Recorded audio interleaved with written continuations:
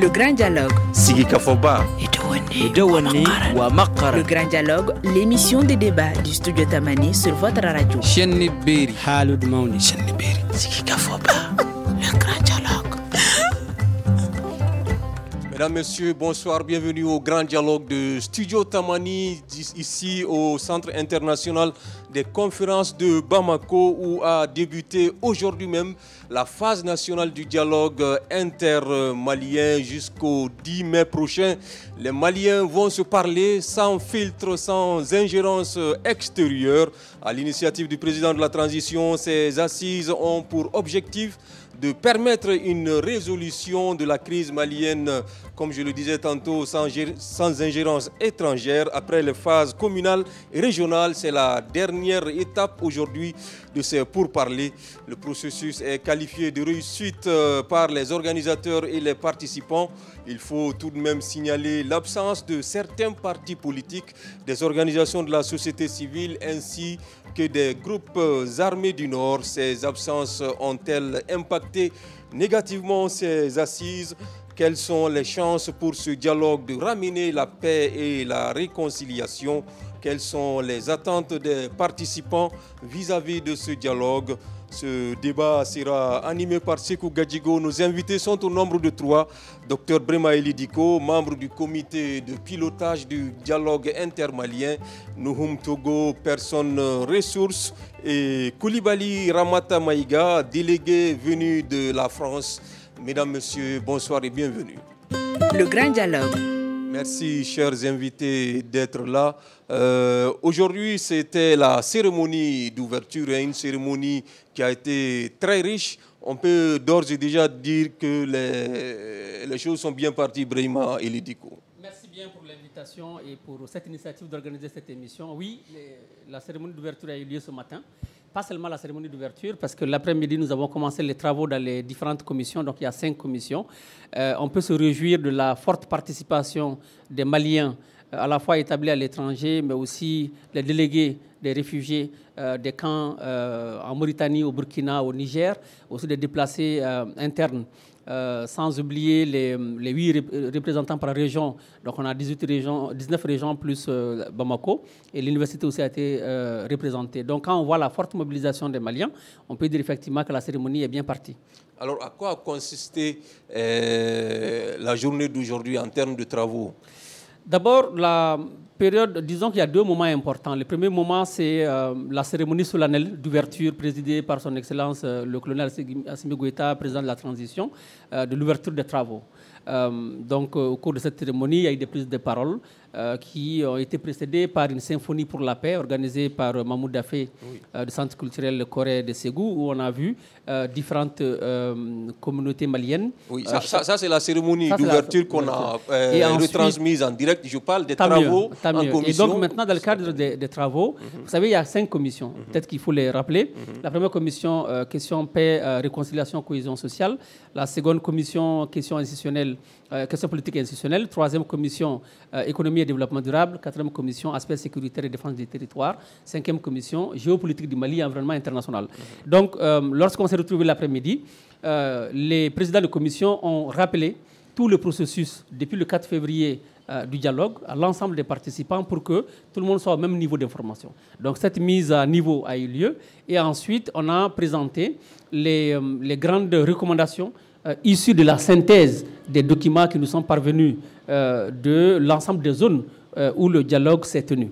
Donc les gens ont pu poser des questions de compréhension et donc les travaux ont pris fin à 18h pour aujourd'hui et vont reprendre demain matin, Inch'Allah. D'accord.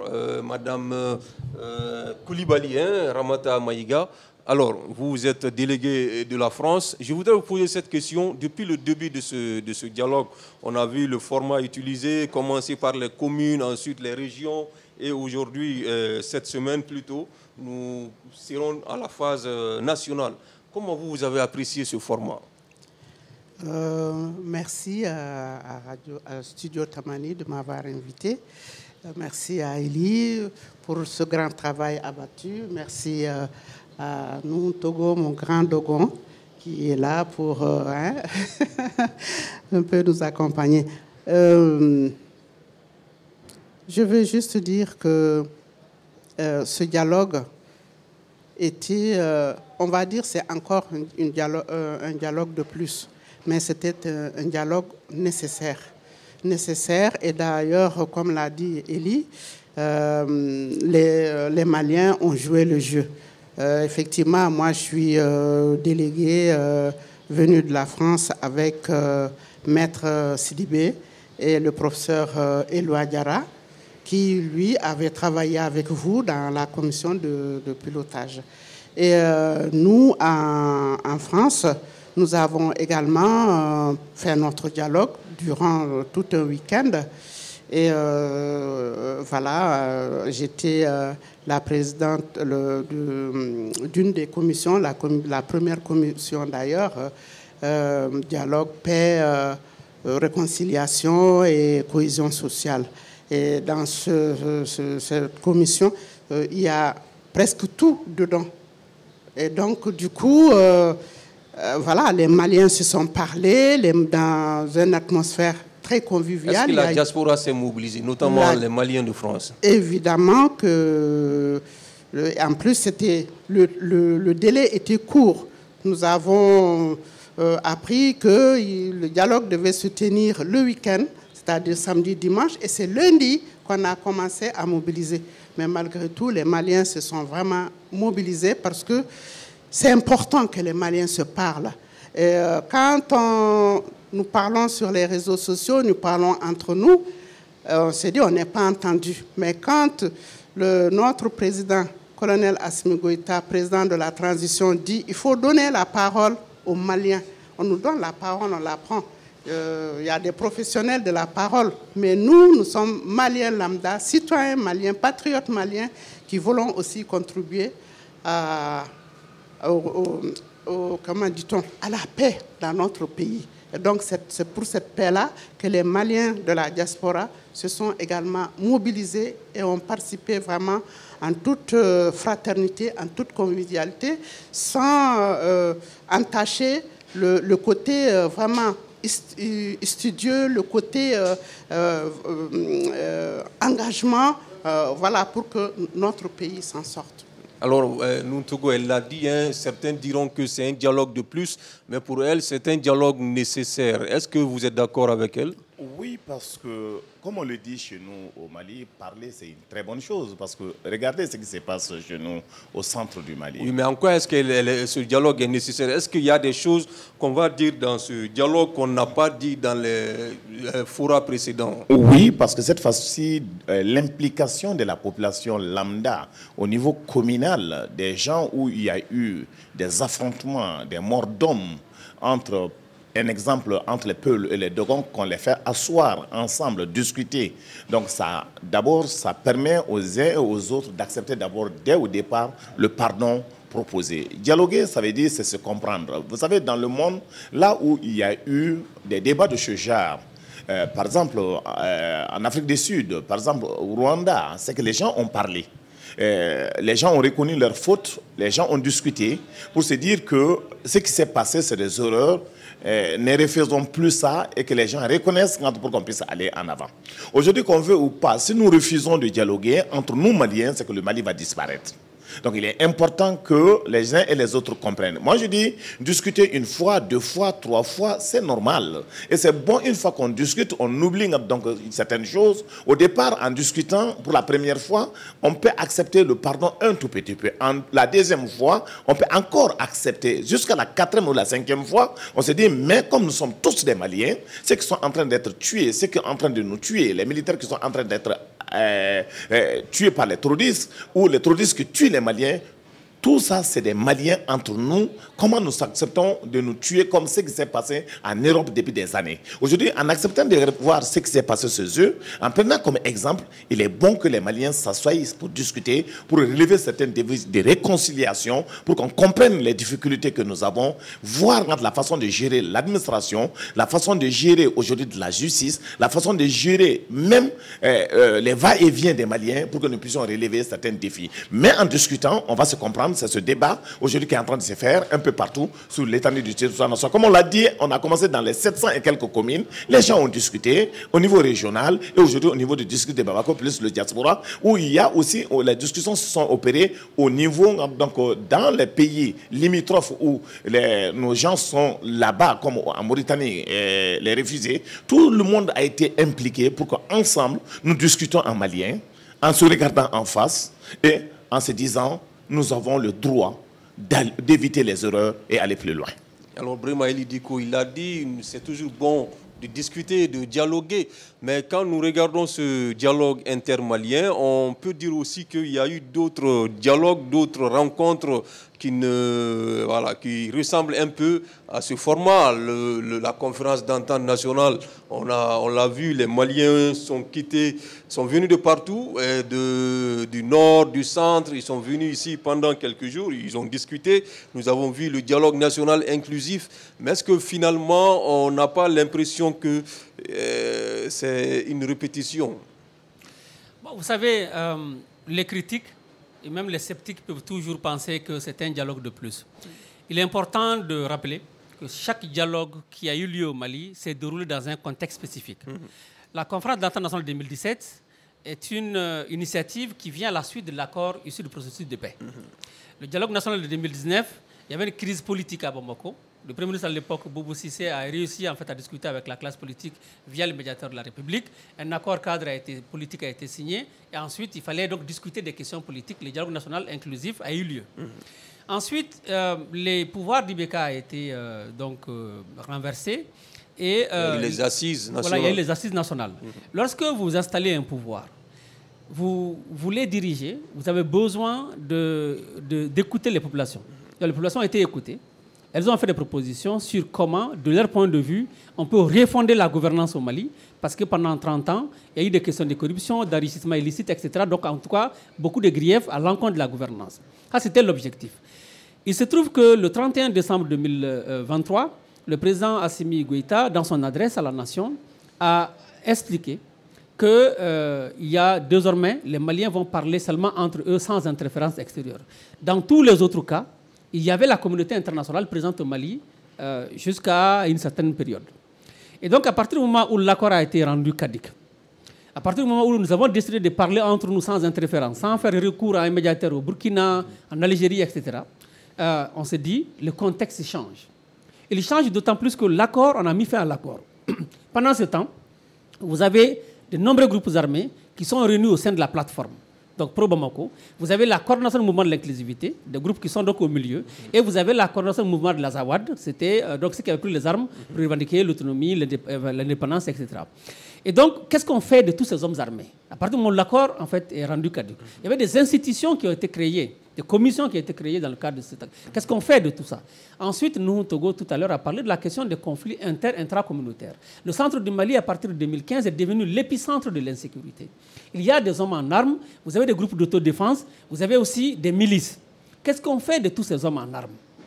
Parce que dans un contexte de montée en puissance de l'armée qui est incontestable depuis quand même le 14 février et 14 novembre où Kidal, qui est un peu la prunelle de beaucoup des yeux des Maliens, a été finalement retrouvé donc, dans le giron de Mali.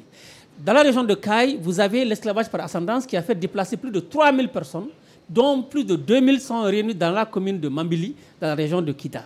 Donc il y a beaucoup d'insécurité, beaucoup de choses.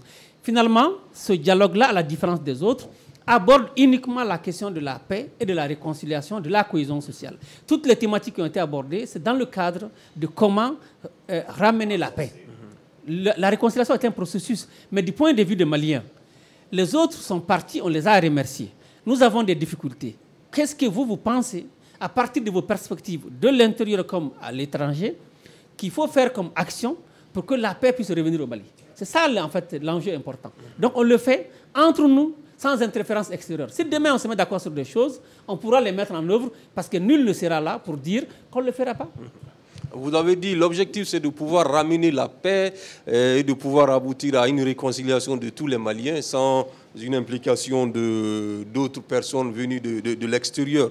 Mais on parle de paix lorsque on est dans une crise, on est en belligérance avec quelqu'un. Vous avez cité certains acteurs. La CMA, par exemple, ne participe pas à ce dialogue. On sait que la crise malienne est en grande partie due à ce mouvement. Nous savons que aussi les mouvements, les groupes djihadistes, entre guillemets, aussi ne participent pas à ce dialogue. Est-ce qu'aujourd'hui, on peut dire qu'on peut s'attendre à une véritable paix sans l'implication de ces acteurs-là? Il faudrait que tous les sceptiques qui peuvent se poser ce genre de questions comprennent que la réconciliation nationale est un processus. Ça commence à un moment donné, ça commence par quelque chose, ça commence déjà par l'acceptation de l'autre, de venir à la table, vomir sa colère, de dire ses 4 vérités et de finir par dire voilà mes propositions de solutions. Et que l'autre accepte de faire la synthèse sur la base des actions importantes à mener. Il y a eu l'inclusivité. Le président Assimi a demandé de discuter avec tout le monde. Mais il y a des éléments importants à rappeler. Parce qu'en fait, c'est aussi ça le Mali. D'abord, le comité de pilotage a mis en place une plateforme. Donc, malidialogue.ml. Qu'on soit de l'étranger ou qu'on soit poursuivi par la justice ou qu'on soit de la CMA et autres, si notre volonté est d'apporter la paix et d'y contribuer, on peut tout à fait se connecter, envoyer sa contribution. Premier niveau de participation. Deuxième niveau de participation, vous avez parlé de la CMA. Ces leaders, ce sont les leaders de la CMA, pour la plupart, qui sont partis dans les pays voisins. Je ne vais pas les citer pour éviter d'autres problèmes. Quoi qu'il en soit, ils ont pris des armes au nom des communautés pour le développement des localités. Ces localités n'ont pas bougé et les communautés, hommes, femmes, jeunes, vieux et autres, sont encore dans ces terroirs-là, n'ont pas bougé. Et ce sont ces personnes au nom desquelles on a pris les armes qui ont parlé dans les communes de toutes les régions dites du Nord et qui ont dit, voilà selon nous, qu'est-ce qu'il faut faire pour qu'il n'y ait jamais plus de rébellion. Vous avez parlé des groupes terroristes, je ne dis pas djihadistes parce que djihad, ça c'est autre chose. Ce sont des groupes terroristes. Vous savez, si vous prenez la Katiba Massina, à 100%, les membres sont des Maliens. Ce sont des gens aussi du terroir qui sont différentes communautés. Donc ce n'est pas ethnique. Ces communautés, et ce n'est écrit sur le front des personnes qui est terroriste, qui ne l'est pas. C'est les boutiquiers du coin, c'est les éleveurs, c'est les pêcheurs, c'est l'agriculteur, etc. Et il y a le dialogue dans les communes. 723 communes au moins sur les 815 du pays, avec la possibilité de délocaliser, etc., dans les chefs-lieux de région. Et ce sont ces communautés qui vivent ces affres du terrorisme qui sont venus pour parler de notre point de vue. Et justement, certaines des communautés ont dit qu'il faudrait, en termes de recommandations, discuter avec Amadou Koufa, discuter avec Iyad Agali, et d'autres personnes aussi ont demandé à ce qu'il y ait des délégués auprès des leaders de la CEMA. Ce sont des recommandations. Si la phase nationale le retient, les autorités qui ont commis le comité de pilotage prendront les dispositions qui sied pour faire en sorte. Donc c'est un processus. Donc il n'y a pas de volonté d'exclure un acteur, d'autant plus que l'acteur 1 peut faire sa contribution sur Internet et d'autres acteurs. Il y a la possibilité que le processus continue sous d'autres formats pour que qui des droits soit saisi pour dire sa proposition. D'accord. Donc même ceux qui n'ont pas pris le train au départ peuvent... Vous savez, le dialogue, c'est un fleuve, l'eau, ça coule. À un moment donné, il y a différents quais. Ils peuvent embarquer en fait, au quai de Mopti ou de Ségou ou de Gao ou d'Ansongo. D'accord. Madame Maïga, alors revenons aux précédentes phases, les phases nationales, régionales et communales. Au niveau de votre la diaspora en France, comment ces phases-là se sont déroulées? Quelles ont été les recommandations véritables en France là-bas? Oui. Quelles sont les recommandations qui sont le plus souvent revenues dans les débats? C'est les mêmes recommandations qu'aujourd'hui, moi j'ai été assisté à deux ateliers. C'est la défense et aussi paix et réconciliation. Mais c'est les mêmes recommandations qui ont été relevées, que nous avons eu aussi à relever à la diaspora. Cependant, la diaspora a également ses propres problèmes. Qui ne sont, les problèmes du Mali nous concernent, mais nous avons aussi nos propres problèmes de mésentente dans la diaspora. Et dans les débats, il est ressorti que ces mésententes sont dues aux deux fêtières de la diaspora, et ces deux fêtières qui sont le Haut Conseil des Maliens de l'extérieur et le CSDM, le Conseil supérieur. Et ça, ce n'est pas seulement dans la diaspora malienne en France, mais si on regarde, c'est dans toutes les diasporas. On va me dire, mais le Mali, c'est comme ça, les partis politiques sont divisés, les syndicats sont divisés, les femmes sont divisées. Oui, ils sont divisés, mais nous sommes à l'extérieur et nous constituons l'image du Mali. Et lorsque le Mali est tombé en 2012, je pense que rares sont les Maliens qui avaient le drapeau du Mali et qu'il vente, qu'il neige, qu'il pleuve, qu'on soit debout pour dire non, notre Mali ne tombe pas. Combien de fois on a marché pour aller au Quai d'Orsay, pour aller partout interpeller les autorités françaises pour leur dire cette guerre qui est là, c'est vous. Alors faites quelque chose parce que vous êtes bien démasqués. Et donc c'est là, donc l'entente entre nous sert à la communauté.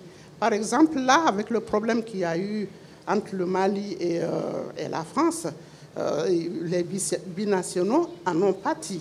Et même les inscriptions à l'université, là, il paraît que ça va reprendre, mais il y a eu quand même des problèmes. Voilà. Si nous avions des fêtières qui sont réellement à la hauteur et des fêtières qui sont à l'écoute de la diaspora malienne en France, notre sentiment est que ça ne se déroulerait pas comme ça, parce que la diaspora en France est quand même assez puissante. Ça, sauf qu'on est divisé. Et quand on est divisé, on n'est pas forte. Alors donc, du coup, nos recommandations étaient que ces deux fêtières soient dissoutes et remplacées par une fêtière qui répond aux aspirations de la diaspora, d'autant plus que ce n'est pas seulement la France, mais c'est dans toutes les diasporas. Donc il y a un souci. Et pourquoi ce souci-là? C'est parce que le mode de scrutin est complètement, ce n'est pas individuel. Parce qu'à l'époque où ça a été créé, c'était difficile de joindre tout le monde. Il n'y avait pas, aujourd'hui, la communication, c'est facile de communiquer, de rassembler les gens. Donc, du coup, c'était par association. Et donc, je dis, la région ou les communautés qui ont beaucoup plus de monde, évidemment, c'est facile pour eux de créer des associations et au moment du vote, évidemment, c'est toujours eux. Voilà. Là, je ne cible pas une ethnie ni quoi que ce soit. Non, absolument pas. Voilà. Mais il faut que ces fêtières-là, qui n'arrivent pas à s'entendre eux-mêmes et qui font que la diaspora est perdant dans la chose, partout, soient dissoutes et remplacées. Je n'ai aucun problème avec qui que ce soit, avec les dirigeants de ces fêtières. Mais c'est la structure. Les statuts de la structure doivent être revus et que ce soit un scrutin individuel comme partout. D'accord, voilà. Cela est bien compris. Nous, Togo, vous êtes personne ressource à ce dialogue. Pouvez-vous nous dire quel est votre rôle concrètement? Notre rôle, nous avons suivi d'abord le dialogue depuis au niveau de la base, au niveau communal. Nous avons suivi au niveau régional. C'est de discuter avec nos amis ce que nous pouvons ajouter à travers, parce que dans l'organisation aujourd'hui, comme a dit Diko, ils ont fait le rapport de l'ensemble des 20 régions, plus les rapports des universités, chacun en train de lire. Et nous suivons depuis ce matin tout ce qui se passe au niveau de ce dialogue. Et tout ce que nous pouvons donner comme appui, nous le ferons. Mais ce qui est important, c'est de sortir les Maliens soudés, récranqués donc pour prendre leur avenir en main, parce que nous sommes convaincus que personne ne peut nous aider. C'est les Maliens nous-mêmes, nous allons travailler pour relever le défi. Aujourd'hui, comme vous le savez, le Mali se trouve dans une situation très difficile sur le plan économique et sur le plan politique et sur le plan social. C'est de chercher comment manger aujourd'hui, c'est de chercher comment sécuriser les Maliens, c'est de faire en sorte d'avoir des ressources aujourd'hui pour que le Mali puisse se décoller. C'est ce travail de fond que nous sommes en train de faire les uns envers les autres pour relever le défi. Donc en tant que personne ressource, vous pensez aujourd'hui que les thématiques qu'on a choisies pour ce dialogue sont toutes pertinentes. Est-ce que c'est des thématiques qui prennent en compte les préoccupations des Maliens? Je le crois fermement, parce que le tout tourne autour de la sécurité. Parce que vous savez, un pays ne peut pas se développer s'il n'y a pas la sécurité. Souvent, on le dit, l'argent n'aime pas de bruit. Parce que s'il y a la sécurité, il y a la justice, le développement est possible. Aujourd'hui, le véritable danger, que ce soit au niveau de l'intérieur ou au niveau de l'extérieur, les Maliens de la diaspora n'arrivent pas à dormir parce qu'ils voient tous les jours des corps qu'on ramasse un peu partout. En termes de sécurité, les femmes n'arrivent plus à se déplacer pour aller au marché. Les enfants n'arrivent plus à aller chercher de l'herbe pour donner aux animaux. Les cultivateurs n'arrivent plus à aller au champ. Il y a toutes sortes de mines qu'on voit sur le terrain. Maintenant, comment travailler aujourd'hui pour mettre fin à ça? Et si on arrive à surmonter les difficultés de la sécurité, le travail est en train de se faire. Vous avez remarqué qu'aujourd'hui, c'est le lieu de féliciter notre force armée de sécurité. La montée en puissance est claire et nette des terroristes recherchés sur le plan international, avec même des montants d'argent proposés par les Américains. Ces terroristes qui sont un peu cassés un peu partout, des lueurs, l'armée arrive à les dénicher et à les neutraliser. Pour ça, donc, je pense réellement que ce qui s'est passé aujourd'hui à Kidal, les Maliens, depuis combien d'années, pour aller à Kidal, il fallait payer de l'argent pour donner à ces gens. On exploite l'or à Kidal. La sécurité était un peu difficile sur l'étendue du territoire. Le maillage qu'ils sont en train de faire, des harcèlements sur l'aspect sécurité, les positions molles de l'armée qui sont en train de fragiliser et attaquer, tout ça, même les Maliens dans des situations difficiles, de ne pas croire que demain sera possible. Mais aujourd'hui, je pense que ce que nous sommes en train de faire à sortir de ce débat, c'est que l'armée doit continuer à traiter les positions molles. L'armée doit encore donner la force donc, de surmonter les difficultés. Il y aura des morts d'hommes, que ce soit civils ou militaires. Et sur le plan économique, nous allons continuer à se battre pour voir avec des amis de l'intérieur comme de l'extérieur, pour mobiliser les fonds pour que nous puissions sortir de cette situation. Et l'avenir est permis.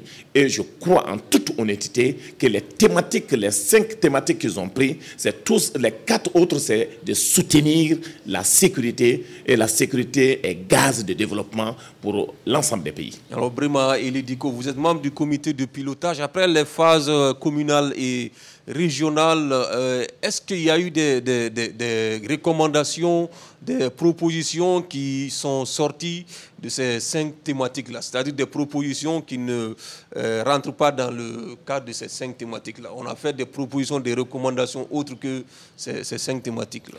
Oui, bien entendu. Vous savez, quand vous appelez, vous conviez quelqu'un à table pour discuter et vous lui dites qu'il n'y a pas de tabou, libre à lui de parler autant de temps qu'il veut, prendre la parole autant de temps qu'il veut, dans le respect de l'autre, dans l'écoute de l'autre, la personne va exprimer ses préoccupations, à la fois sociales, politiques, personnelles, etc.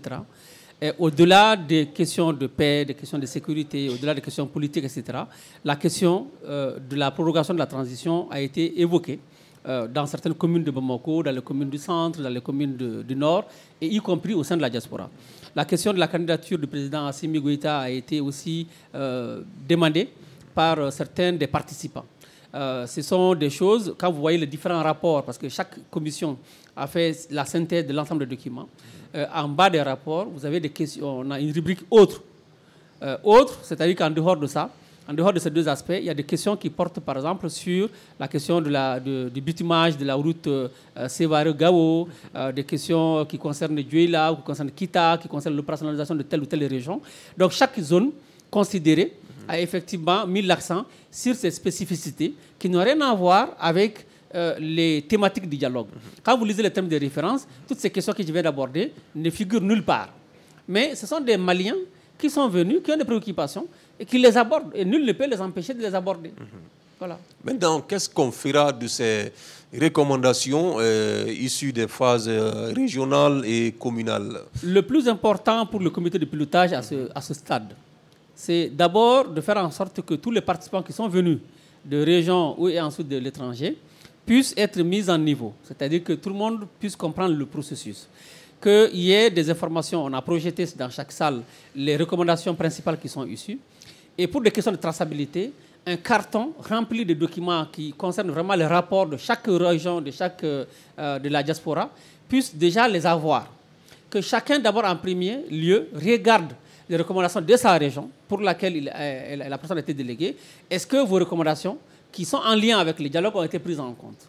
Maintenant, à partir de demain, chaque commission aura la possibilité aussi de bénéficier des observations d'autres commissions. Donc les présidents de commission vont tourner à tour de rôle dans toutes les salles.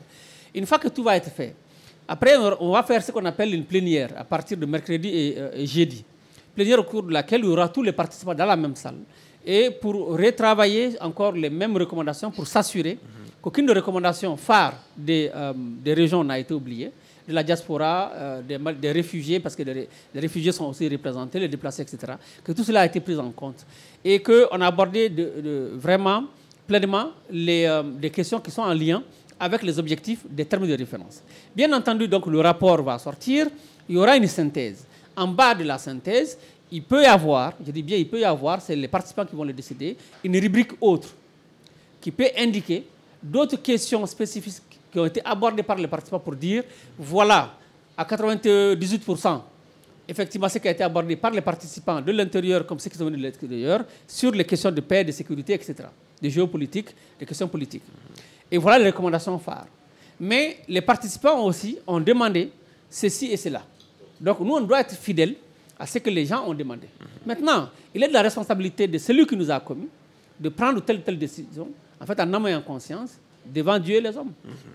Alors, vous l'avez dit, même si on n'a pas pris le train au départ, on a toujours la possibilité d'embarquer dans une gare, à une gare quelconque. Ouais. Mais est-ce qu'aujourd'hui, le fait que les partis politiques qui ont suspendu, en tout cas, qui n'ont pas voulu participer à ce dialogue en protestation à leur suspension, est-ce qu'aujourd'hui, cela peut déteindre sur la qualité de ce processus-là, puisqu'on sait que les recommandations qui vont être validées, ça se fera sans eux. Est-ce que ça ne va pas déteindre un peu d'abord un rappel, sur le processus? Oui. Et puis la réponse à votre question. Le rappel, c'est qu'il n'y a jamais eu de dialogue au Mali où tous les Maliens ont participé. Il n'y a jamais eu ça. À chaque fois, un individu, un groupe d'individus, des acteurs ont dit on ne participe pas. Certains au début et d'autres en fait à la fin. Donc ça, c'est déjà un rappel important pour que, bon, ceux qui ont peut-être l'esprit des raccourcis ne l'oublient pas. Premier constat, ils peuvent vérifier partout. La deuxième chose, il y a des délégués des partis politiques qui avaient fait des déclarations publiques pour dire qu'on ne prend pas part suite au communiqué du Conseil des ministres de suspension de nos activités politiques, mais des délégués de ces mêmes partis qui ont pris part aux phases communales, aux phases régionales, mais à titre personnel. Sans oublier qu'il y a d'autres partis aussi dont les membres ont participé, y compris des présidents des partis. Effectivement, il y a des ténors politiques, des grands noms de la vie politique qui ont dit non. Mais il y a aussi d'autres qui n'ont pas officiellement participé, mais qui ont envoyé des contributions écrites. C'est pour dire qu'en fait, on ne peut pas dire que les partis n'ont pas participé. Si on dit ça, on a dit un mensonge. Certains partis n'ont pas participé. Et avant dimanche, on était là au CICB. Le président du comité de pilotage, en fait, il y a eu une discussion où quelqu'un a dit mais les partis politiques demandent d'être invités à la cérémonie d'ouverture et à la cérémonie de clôture et demandent même à ce que les participants, quand bien même qu'ils n'ont pas pris part à la phase communale et régionale, puissent participer aux discussions au niveau de la phase nationale. C'est pour vous dire que oui, certains, sur le coup de l'émotion, en réaction, ça c'est des réactions émotives, effectivement, on dit on ne fait pas. D'autres sont restés sur leur position, bien entendu. Comme il y en a qui, dès le début, ne soutiennent pas la transition, aussi c'est leur droit. Mais il y a d'autres qui commencent à faire volte-face. Mais lorsque le dialogue aura pris fin et que les recommandations vont être remises donc à qui des droits, en l'occurrence le président de la transition, lui, sur la base des recommandations, peut toujours continuer à discuter, parce que j'ai dit la réconciliation, c'est un processus, avec les mêmes acteurs qui sont les fils du Mali, qui sont aussi les dignes fils du Mali, comme d'autres qui participent aussi à ce dialogue. Donc demain, ceux qui ne voudront pas participer aujourd'hui pourront y participer, parce qu'en fait, ils se seront rendus compte que le peuple malien a souffert, que ce n'est pas une question de personnes, ce n'est pas une question d'assimi, ce n'est pas une question de transition, qu'en réalité, c'est une question du pays. Que ce pays-là nous a été légué par nos ancêtres, qu'eux n'ont pas failli. Et que nous, on doit dépasser nos égos pour pouvoir penser au Mali, penser à nos enfants, penser en fait au devenir et apporter sa contribution, sa pierre à la construction de l'édifice. D'accord. Voilà. Madame Maïga, vous en tant que femme, est-ce que vous pensez que les femmes ont été vraiment associées suffisamment comme il le faut à ce processus? Oui, la femme, c'est l'avenir du monde. On ne peut rien faire si la femme n'est pas associée. Cette histoire de genre a été mise sur le plateau, c'est les Européens qui l'ont amené, mais autrement dit, nous, dans nos coutumes, la mère, c'est la racine de la famille. Aujourd'hui, c'est la famille malienne qui est ébranlée. C'est la famille malienne qui est en douleur. C'est la famille malienne qui souffre et qui est la personne qui doit être en première ligne pour penser, pour chercher à comprendre, pour chercher à dire comment on trouve la solution pour que la famille malienne qui souffre, la famille malienne qui est dans une situation, moi je peux dire, inédite, parce que nous sommes dans cette situation, on ne l'a pas voulu, nous sommes dans cette sale guerre qui n'est pas notre guerre. C'est une guerre qui a été inventée, c'est une guerre qui nous est venue par les colonialistes, par ces impérialistes qui veulent l'Afrique, et particulièrement le Mali, les trois pays, le Niger et le Burkina, sans les Burkinabés, sans les Nigériens, sans les Maliens. Et ça, c'est impossible. Et donc, nous, les femmes, nous sommes avant-gardistes. Moi, ça m'a fait grand plaisir de voir les femmes qui ont participé. Et même dans la diaspora, les femmes ont beaucoup participé. Et cette participation, ce n'est pas particulière. C'est normal parce que nous sommes des citoyennes, nous sommes des patriotes. Et l'engagement n'a pas de genre, n'a pas de sexe. Un engagement, c'est un engagement quand on a conscience qu'on n'a rien dans ce monde, c'est notre pays. Nous n'avons que le Mali. Où que nous nous trouvons, c'est le Mali. Aujourd'hui, quand on est dans les rues, la jeunesse, on dit la deuxième génération, souvent à l'extérieur, on nous dit vos enfants ce sont des toubabs. Alors c'est moi qui vais vous dire que nos enfants ne sont pas des toubabs. Nos enfants se battent comme vous battez ici. Aujourd'hui, quand on dit le Mali, les enfants sont là, ils se battent à côté de leur maman. Comme voilà, quand je venais, c'est les enfants qui m'ont amené à l'aéroport. Ils se sont battus à côté de moi pour que je puisse venir. Maman, il faut partir, laisse-nous, on se débrouille. Ils sont à côté de nous. Donc, qu'est-ce qui a fait ça? C'est nous, les mamans. Parce que c'est la maman qui donne la nourriture au bébé quand il fait après son premier cri. Et donc, ça n'a pas de prix. Nous sommes avant-gardistes. Nous sommes là. Quand il s'agit de le devenir de notre patrie, nous sommes là.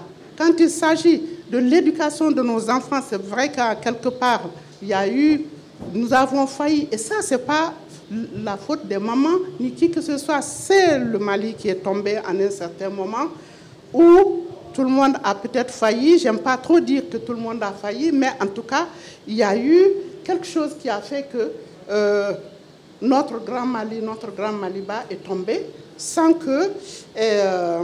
on puisse se dire, attention, il y a danger, sans qu'on puisse réagir. Et maintenant, il n'est jamais trop tard de réagir. Il n'est jamais trop tard de coudre notre tissu. Et qui a l'aiguille? C'est nous, les mamans. C'est nous, les femmes, qui avons l'aiguille pour coudre. On dit les griots. Mais les griots viennent après les mamans. Parce qu'un griot, c'est une mère qui met un griot au monde. Cela est bien compris. Nous n'avons plus assez de temps. Une dernière question, tour de table. Oui, rapidement. Par rapport à la diaspora, évidemment, j'ai parlé des deux fêtières. Mais il n'y a pas que les deux fêtières. Il y a également... qu'est-ce que je peux dire? Il y a également tout ce qui tourne autour de nos enfants. Et ça, je pense que nos enfants, ce sont les enfants de la République malienne. Ce n'est pas parce qu'ils sont à l'extérieur que le Mali ne doit pas leur tendre la main, que le Mali ne peut pas se dire à l'extérieur, nous avons des enfants et que ces enfants, c'est aussi l'avenir du Mali et qu'il faut qu'on cherche dedans pour qu'on puisse les faire rentrer, ou ceux qui veulent rentrer, qu'on puisse les aider à s'installer, qu'on puisse utiliser leur savoir-faire, leur technologie, parce que c'est un brassage le Mali. Le Mali, c'est l'intérieur et l'extérieur. Alors donc, nous en reparlerons. merci. Une dernière question autour de table. comment faire aujourd'hui pour que ce dialogue, en tout cas sur lequel repose beaucoup d'espoir, que ce dialogue puisse poser les jalons d'une paix définitive et d'une réconciliation définitive. On commence par vous, Noum Togo. C'est des processus, l'essentiel, en finissant tout de suite, si on termine avec le dialogue, nous attendons les recommandations. Il y a des recommandations qu'il faut faire ça tout de suite. Il y a des recommandations à long terme ou à moyen terme. Donc, il faut les mettre en pratique, ce qui est demandé par le peuple malien, ce qui est demandé par ceux qui sont venus discuter et amener les propositions de la base. Si on arrive à les mettre en application, c'est le début du départ du terrain. Mettre en application les recommandations qui seront issues de ce dialogue, Brema Elidiko. Comment faire en sorte pour que ce dialogue, en tout cas, puisse poser les bases d'une paix durable? C'est pour moi d'abord que les participants qui sont venus des régions, donc des délégués, puissent s'accorder sur les principales recommandations. Et comme l'a dit nous, Togo, on a déjà commencé en fait à représenter tout ça sous forme de schéma, c'est-à-dire à court terme, qu'est-ce qu'il faut faire maintenant, ici et maintenant. À moyen terme, qu'est-ce qu'il faudrait faire, et à long terme. Une fois que les décideurs ont ce tableau, c'est facile de définir en fait après les actions concrètes à mener. Et après, bien entendu, comme pour tous les autres forats, il faut un mécanisme de suivi, qui est un mécanisme indépendant qui permet d'alerter qui de droit, qui joue un rôle de veille pour dire attention, les Maliens ont décidé de cela, ils ont fait tel nombre de résolutions, tel nombre de recommandations à moyen terme et nous sommes en retard sur ça, donc, etc. Cela permet justement de panser les plaies et de faire en sorte que le tissu social soit recousu, comme les deux co-débatteurs l'ont dit. D'accord. Madame Maïga, on termine par vous. Comment faire en sorte que ce dialogue puisse poser les jalons d'une paix définitive? Ben, je rejoins Nouto qui dit qu'il faut l'application. Il y a eu plusieurs dialogues, parce que les ANR, les assises, tout ça, c'est les Maliens qui se sont assis pour parler. Et les Maliens, si je prends la diaspora, prendre 3 jours sur son temps, c'est énorme. C'est énorme. Alors donc, en tout cas, nous avons espoir que ce dialogue dans lequel les Maliens ont mis leur cœur, les Maliens ont eu espoir, les Maliens croient en la transition. Et moi, parfois, quand on me dit « vous soutenez la transition », je dis « non, ce n'est pas que je soutiens la transition, je suis la transition ». Parce que nous avons lutté depuis 2012 pour que ça change, pour que le système qui a gangréné le Mali change. Et aujourd'hui, si Dieu nous a amené des jeunes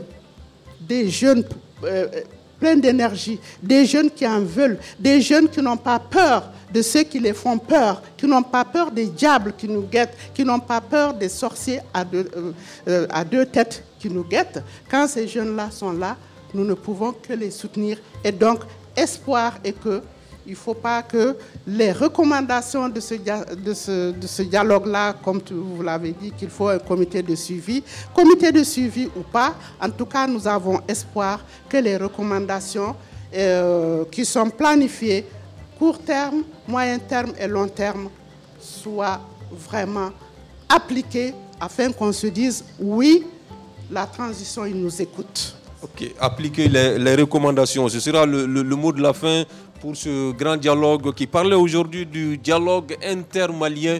Va-t-on vers une paix et une réconciliation définitive? Nos invités étaient Dr Brema Elidiko, membre du comité de pilotage de ce dialogue intermalien, et Koulibaly Ramata Maïga, délégué venu de la France, et Noum Togo, personne ressource à ce dialogue intermalien. Ce débat a été réalisé grâce aux opérations techniques de Nouhoum Djiré, Mamadou Ouattara, Gagné Kanté, Ibrahima Sanogo, Imrana Kilou Maïga l'a réalisé. Sekou Gadjigo vous l'a présenté. À demain pour un autre débat sur le dialogue intermalien.